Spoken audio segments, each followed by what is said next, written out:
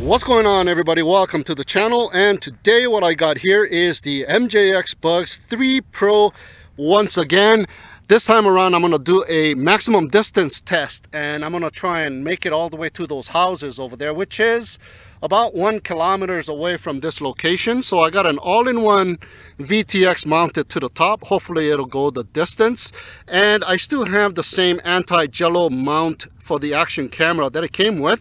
It did give me a lot of vibrations on my initial testing, so I put a little piece of foam in between the two plates, and that kind of stopped it from vibrating. I still have my Elephant Rexo action camera, so I'm gonna take some videos with that, and I'm going to not use my Headplay SE goggles. I'm just going to use that for a backup. I know that the Headplay SE goggles has the capacity to go all the way to 1 kilometer, and I got clear visibility. So, but today I'm going to use an old school FPV. Yeah, I'm going to use my old 7-inch LCD monitor with this nice sunscreen that I got from Hobby NRC, so I'm testing that sunscreen out as well. I got a helical antenna attached to it. It is a cheap Amway helical antenna. Hope it does the job. I got it pointing towards those houses, so hopefully we get good video. If not, I'll pick up my Headplay SE goggles and use it as a backup. All right, so I'm going to be taking off from that landing pad right over there. Wait a minute, that's not a landing pad.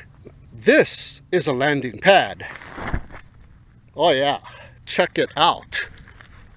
Look at how big that landing pad is. All right, I'm going to just leave that one next to that one. It kind of dwarfs it in size. This is also available at hobbynrc.com. I believe this one is 110 centimeter, and that one there is a 55 centimeter landing pad. So you got a choice of 2 different size of landing pad. That one looks really nice, so I'm going to use that from now on.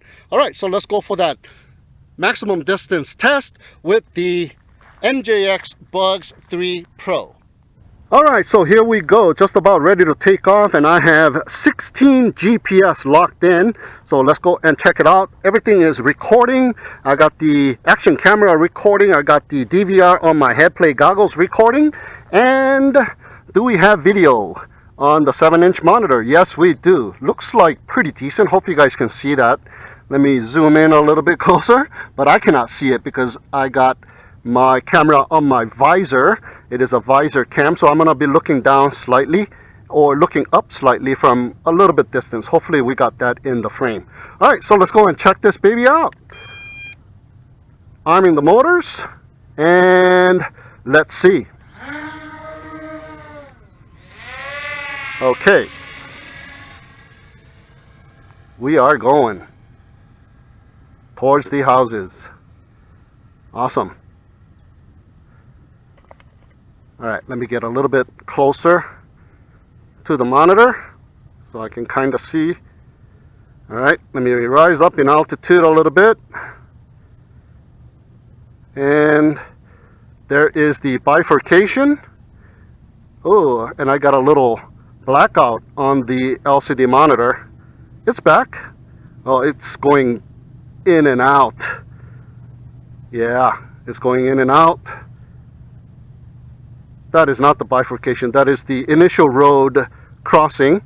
So I'm pushing it, but my video is going in and out. Hopefully it's not the all-in-one VTX that I'm utilizing, but it is going in and out. So this is not a very reliable FPV source, even with this helical antenna. Let me slow down and hover. Let me do a pan. Yeah, it's not going to be a good one. So what I'm going to do is I'm going to don my FPV goggles, see if that's any better. Alright, I got my FPV goggles on, and yeah, it looks like this all-in-one VTX is just not a good choice. So we'll make our initial run with a little bit of snow. Yeah, I'm not able to see anything at all.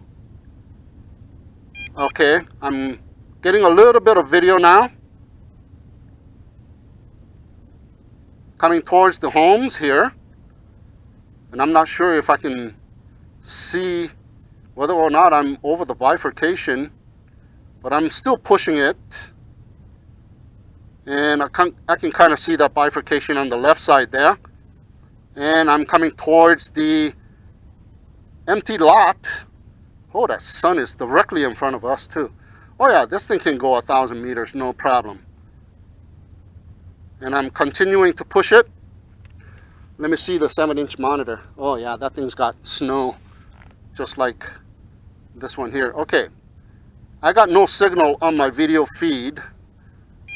All right, so I can kind of let go of the sticks, and I am hovering, and I'm not sure where I am because I can't really see. Okay, where am I? I believe I am right on top of the empty lot. So I'll do a Google map and plot the points. Awesome. 1 kilometer, no problem. And it is making its way back sideways. And as you can hear, the remote control is going nuts. Awesome. This thing has no problem going 1 kilometer. All right, I'm getting pretty good video now. What is up? So this VTX wasn't as good as the other VTX that I used for the Bugs 5W, which had a circular polarized antenna. This one just has a dipole antenna, and it still is working for me. Okay, so let's see if I can regain connection. Is it still making its way back? Okay, I've regained connection, and it's going in and out. So there we go. We're headed back, and it is doing the fail-safe return to home at the moment. Okay, even though I'm pressing the smart return to home button, I am unable to take control. Yeah, it is continuing to do the fail-safe return to home. All right, it stopped beeping. So it is still making its way back. And I've depressed the return to home button once again, trying to take control, and I do have control of the quadcopter now. All right, so heading back towards my location. All right, so we know now that this thing has 1 kilometer maximum range with the provided or the stock remote control without no modification. So that is just fantastic. So carefree flying GPS quadcopter. Awesome. All right, let me see if I got video on my LCD screen. Yes, I do. But I'm just going to keep the Headplay SE goggles on and bring this baby in. That is just awesome. So there you go, guys. 1 kilometer, easy.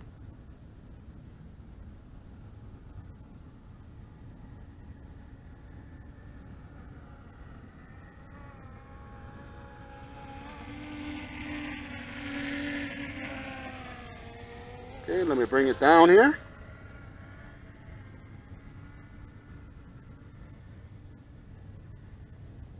Smooth flying. I'm in GPS mode, by the way. Let me flick it off. So when I'm making the turns, it's a little bit smoother. But there I am. I want to land on that big landing pad.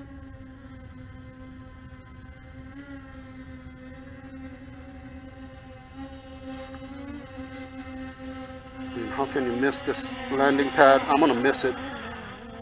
I almost got it. I landed in between the 2 landing pads. All right, here we go with our second long distance run or maximum distance run with the Bugs 3 Pro.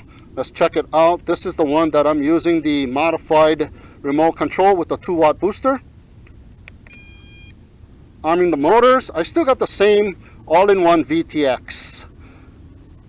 So let's check it out.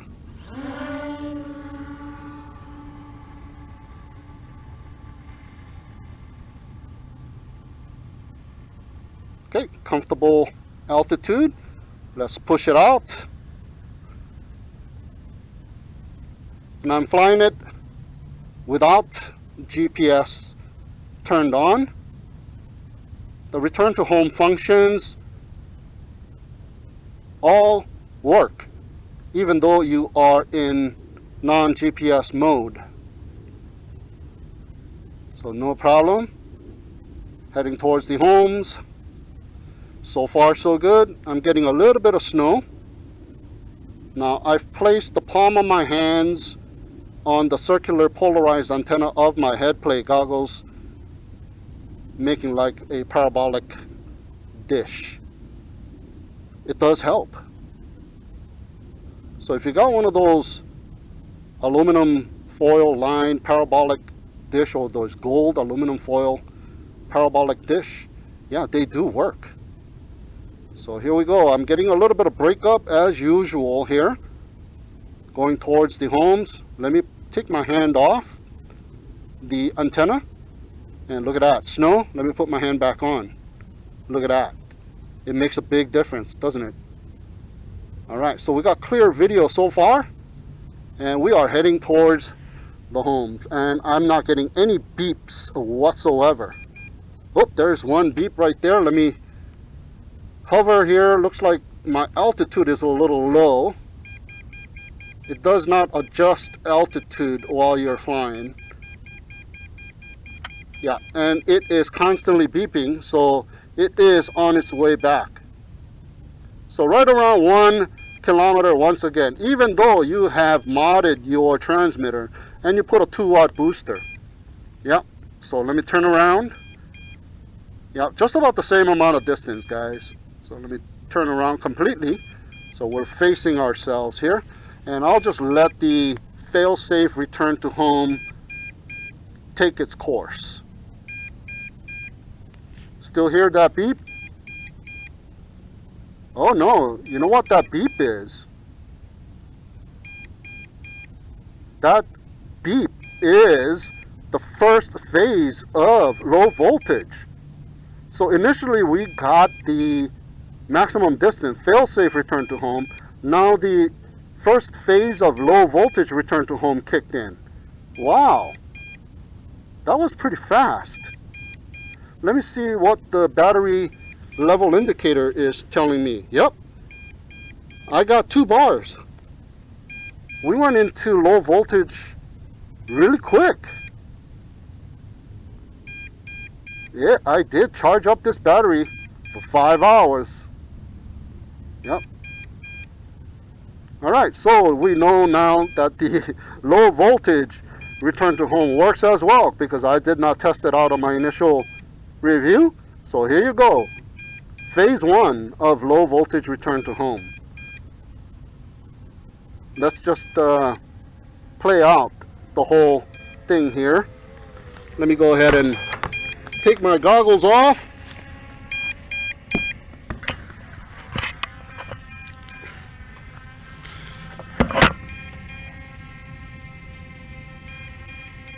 And it is hovering right above us. And it is coming down. There we go, it's coming down. I can't see because of the sun. Whoa, whoa, whoa, it's coming down fast. Oh! It just came down and bounced off the ground, guys. Did you see that? It did not stop at that home altitude. It's gonna do that again.